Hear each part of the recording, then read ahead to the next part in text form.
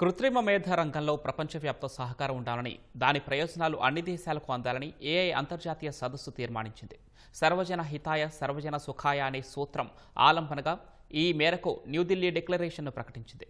ఢిల్లీలో ఈ నెల 18, 19వ తేదీల్లో జరిగిన ఏఐ ఇంపాక్ట్ సమ్మిట్ 2026లో ఈ తీర్మానానికి America, Bharat, France, Britain, China సహా 88 దేశాలు, అంతర్జాతీయ సంస్థలు ఆమోదం తెలిపాయి.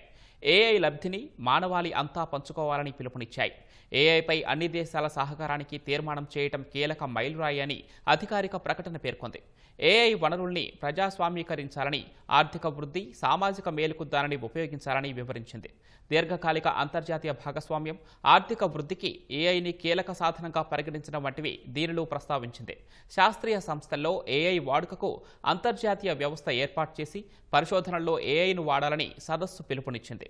ఏఐపై అవగాహన, నైపుణ్యాల పెంపు, ఏఐ ఆధారిత ఆర్థిక వ్యవస్థల దిశగా దేశాలను సన్నద్ధం చేయటం వంటివి ప్రస్తావించింది. దార్శనికతను కార్యాచరణలోనికి తీసుకువచ్చేలా కట్టుబడి ఉండాలని భాగస్వాములు నిర్ణయించినట్లు అధికారిక ప్రకటన తెలిపింది.